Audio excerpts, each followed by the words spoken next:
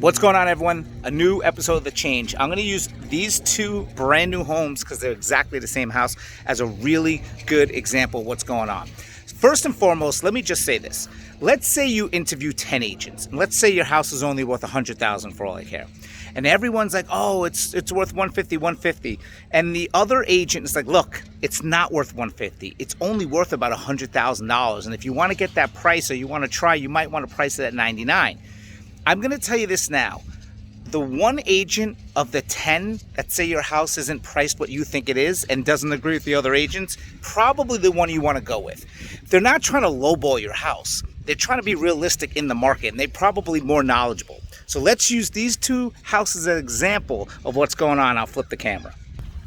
So you have house A and you have house B. So house A is only worth $100,000. But the seller's like, oh, I'm going to price it at $210. It's still a hot market. Everyone still wants it. They don't understand what's going on with high interest and everything else. So that right there is completely, unbelievably overpriced. Now, this house, again, only worth $100,000, and you're trying to explain this to the homeowner, and you're like, look, the house is only worth $100,000. Your neighbor is crazy. They're overpriced. So house B goes, okay, let's price it at $199. So they think by pricing it lower, they're going to get more exposure than that house. And that was right in the hottest market. But guess what?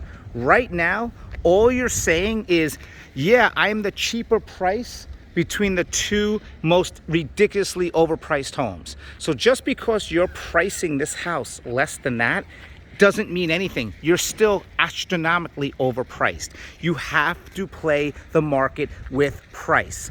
I'm going to tell you this much. Nothing's worse than bringing your price down and down and down and down and telling the world, oh, look at me, I really need to sell, I'm desperate, than just starting at a reasonably priced, even if you want to get a try a little bit more. Let's say this one is worth $100,000, this guy's asking $200,000, then start at $149. Even though it's still overpriced, at least start something and then play the game.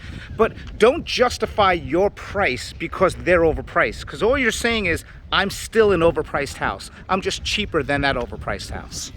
And this is exactly what's happening. You're starting to see people not listen, and they're saying, no, my house is worth this. Well, okay, my neighbor's asking this, I'll go a little bit less. And it's like, that doesn't matter. They're so overpriced, they're never going to sell. And all you're doing is saying, I'm kind of gonna give you a little bit better of a deal of a super duper overpriced house.